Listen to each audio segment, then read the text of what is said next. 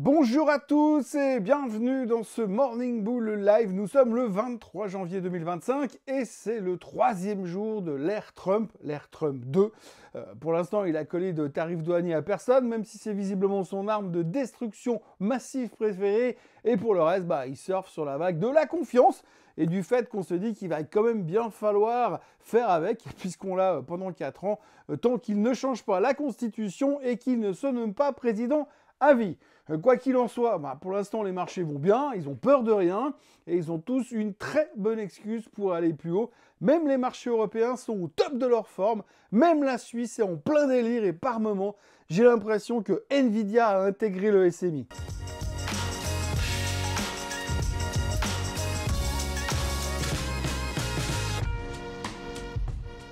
Bon, je vais pas vous mentir, l'actu financière aujourd'hui, c'est Trump, et encore un peu de Trump, et si on parle pas de lui, eh bien c'est Melania qui prend le dessus. J'étais sur le plateau de BFM Business lundi dernier, et tout le monde ne parlait que de Trump et de l'investiture. Depuis, ça n'a pas vraiment arrêté. Vendredi soir, je serai sur le plateau de LN24 à Bruxelles, et vous savez de quoi on va parler? Eh oui, encore de Trump et de ses premières mesures, et devinez encore de quoi on parlera principalement ce matin? Eh ben oui, bien vu, on va encore parler de la même mayonnaise. Aujourd'hui, si Nvidia rachetait AMD ou si Tesla lançait une voiture avec un moteur V8 dedans, personne n'en parlerait parce que de toute façon, les décisions de Trump prennent toute la place. C'est évident que le retour de Donald Trump à la Maison Blanche, c'est pas anodin et les investisseurs ainsi que les médias, on n'a pas vraiment d'autre alternative que de s'habituer à la situation, que ça aurait été plus facile, c'est vrai, si c'était un président normal. Mais en l'occurrence, c'est pas un type normal, c'est Donald Trump. Et on sait parfaitement qu'il est capable du pire comme du meilleur sur un seul coup de tête et il a le pouvoir de faire plus ou moins ce qu'il veut aujourd'hui. Si on se rappelle un peu de son premier mandat, il était capable de faire vriller le marché avec un seul tweet. Oui, parce qu'à l'époque, on pouvait encore dire un tweet. D'ailleurs, aujourd'hui, je sais même pas ce qu'on dit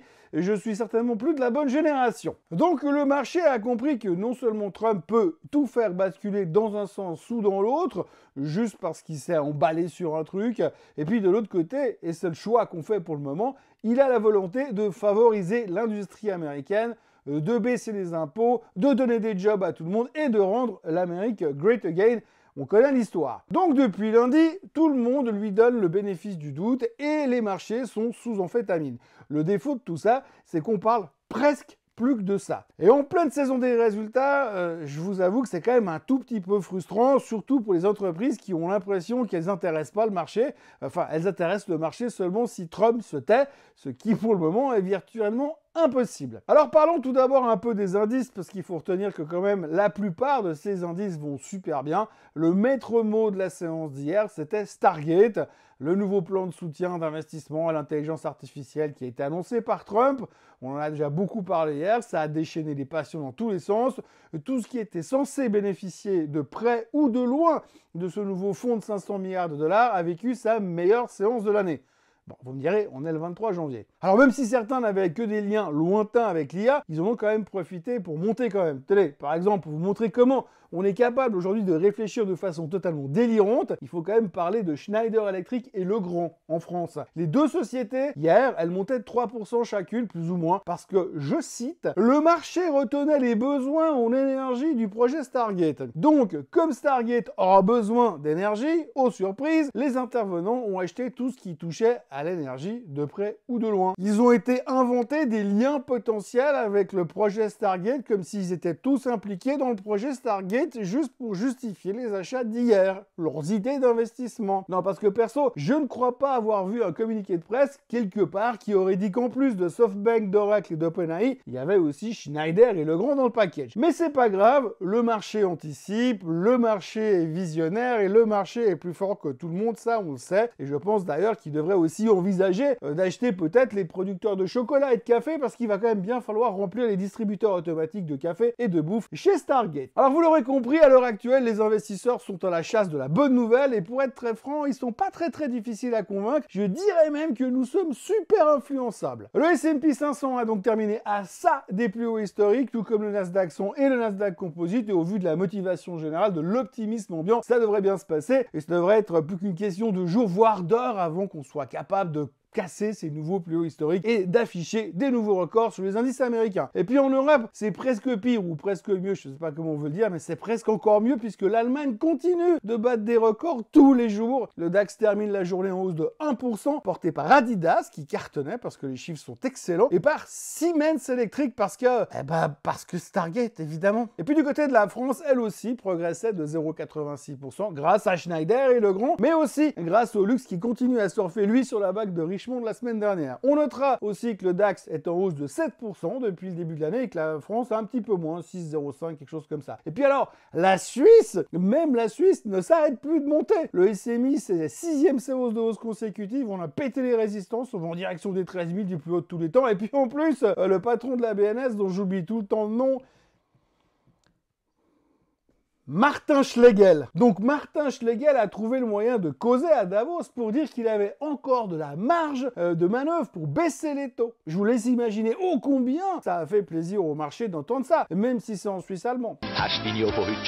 Alors bien sûr, on commence à entendre ici et là que l'Europe était pas chère en relatif avec les USA et que c'est peut-être l'année de l'Europe, que 2025 serait peut-être l'année de l'Europe. Bon, on nous fait généralement le coup tous les débuts de chaque année. Oui, l'Europe va rattraper les États-Unis et blablabli et blablabla. Et puis après, on se dit, finalement, il n'y a pas assez de tech parce que la tech, elle est aux États-Unis et c'est ce qui fait monter les marchés. Et bref, à la fin, ça fonctionne pas parce qu'on se rend compte qu'on n'a pas assez de tech à l'intérieur des indices européens. Mais pour l'instant, on y croit. On se dit, cette année, si ça se trouve, 2025, c'est l'année de l'Europe. Mais pour l'instant, je vous dis tout simplement, on est en état de grâce et le fait que Trump soit assez évasif sur les tarifs douaniers en Europe, ça nous laisse espérer et croire que sur un coup de chance, peut-être le nouveau président américain pourrait oublier de taxer l'Europe et s'en prend uniquement aux Chinois, aux Mexicains, aux Canadiens. On peut rêver. Vous savez, on joue un peu à 1, 2, 3 soleils en se disant que si on bouge pas trop puis si on regarde pas dans la direction de Trump, il va pas nous voir puis du coup, il va pas mettre de tarifs douaniers sur l'Europe. Bref, on a vécu une journée Stargate, grosso modo, et puis c'est tout. Et on notera d'ailleurs quand même à propos de Stargate, parce que c'est un peu le mot qui revient tout le temps, que Musk lui-même a quand même trouvé moyen de dire quelque chose et de mettre en doute le financement des 500 milliards en déclarant que selon ses informations à lui, SoftBank n'avait sécurisé pour l'instant que 10 milliards et qu'on était encore loin des 500 milliards prévus. C'est les premières dissensions avec Trump, ils sont pas l'air tout à fait d'accord. Et puis alors du coup, Sam Altman, le patron d'OpenAI,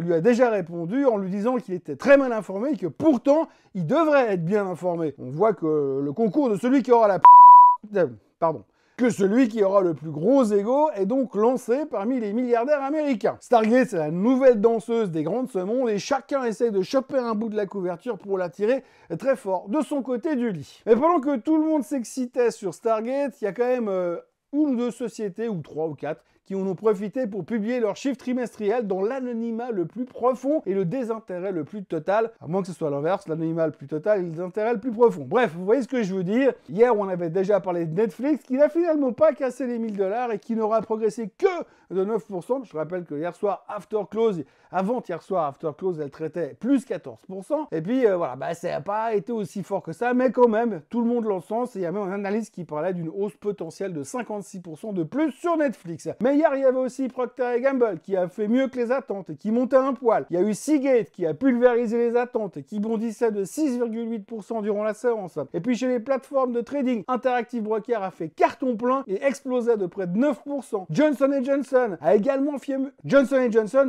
fait mieux que les attentes, mais pas assez mieux que les attentes. Et du coup, le titre, qui fait toujours partie des dividendes d'aristocrates, baissait quand même de 2%. Et puis, il y avait Traveler. Alors, Traveler, pour ceux qui connaissent pas, c'est un assureur américain. Et bien, hier, il progressait de 3,2% après avoir publié un bénéfice par action de 9,15 $. Alors que Wall Street attendait, tenez-vous bien, roulement de tambour, 6,63 $. C'est encore un coup de maître de la communauté financière des analystes new-yorkais qui, visiblement, ils n'ont pas dû analyser la bonne société. Ou alors, ils se sont simplement gourés sur l'année du bilan. Ils ont analysé 2021. Forcément, comme on est en 2025, il y a un petit décalage. C'est probablement pour ça que leurs projections ne correspondent pas à la réalité. Toujours est-il qu'après une grosse semaine, depuis le début de la saison des résultats, 79% des sociétés qui ont publié sont au-dessus des attentes, blablabla. C'est rassurant pour la semaine qui arrive, puisque la semaine qui arrive, la semaine prochaine, c'est la semaine des grosses Bertha. Alors c'est marrant, hein, ces calculs de 80% des sociétés font mieux, c'est chaque trimestre la même chose. Ce matin, tout est dans le vert en Asie. Il y a quelques chiffres qui sont sortis au Japon et qui étaient meilleurs que les attentes, surtout au niveau de la balance commerciale. Et puis, les Japonais, ils attendent la décision de la Banque du Japon demain, puisque la BOJ devrait monter les taux de 25 points de base au vu de la bonne santé relative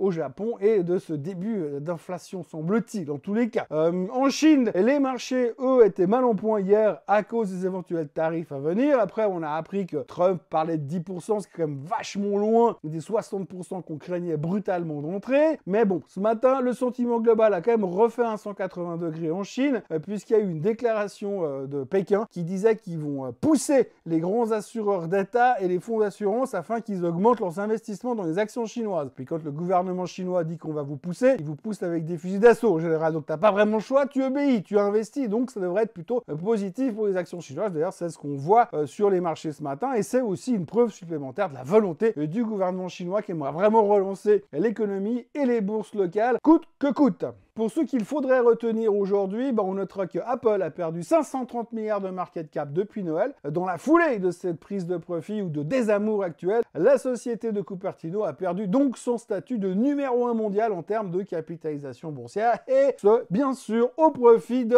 Nvidia,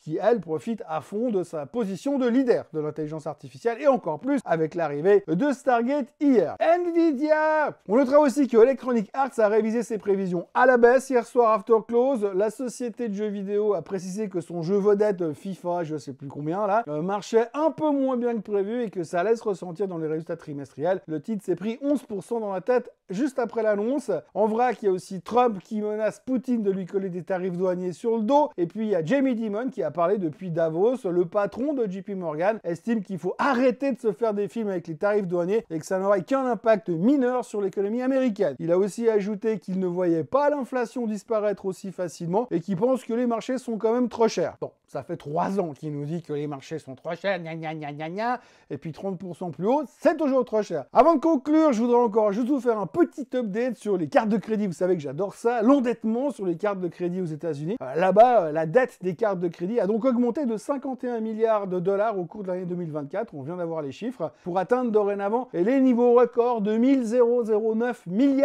de dollars d'endettement. La dette totale des cartes de crédit a donc augmenté de 344 milliards au cours de ces 4 dernières années, avec un taux moyen au niveau de taux débiteur de 22%, ce qui est plus ou moins proche des plus hauts historiques. Et à l'heure où je vous parle, là-bas, les ménages américains ont une dette moyenne de 10 563 dollars sur leur carte de crédit. Et si on veut encore se faire un peu plus peur, on notera que ce chiffre qui vient de sortir ne tient pas du tout compte de la nouvelle mode du Buy Now and Pay Later. Autrement dit, vous achetez maintenant et vous payerez plus tard. Ben non, parce que rien que sur la période des fêtes de l'année 2024, donc de fin novembre à fin décembre, eh bien les Américains se sont endettés de 19 milliards pour les cadeaux de Noël. Et apparemment, ils n'ont même pas encore payé les cadeaux de 2023. Mais tout va bien parce que tout le monde a du Trump officiel plein les poches. Et une chose est sûre, il va falloir bouger ses fesses quand même pour rendre l'Amérique great again. Sinon, ça va commencer à faire mal si Joe American continue de lutter contre l'inflation en s'endettant jusqu'au cou. Pour ce qui est des chiffres du jour aujourd'hui, jeudi, jobless claims aux USA, puis inventaire pétrolier parce qu'il y avait le décalage à cause de lundi. Et pour le reste, eh bien, ça continue de se regarder le nombril à Davos, les pieds dans la neige en buvant du vin chaud. Nous allons monter par le télésiège.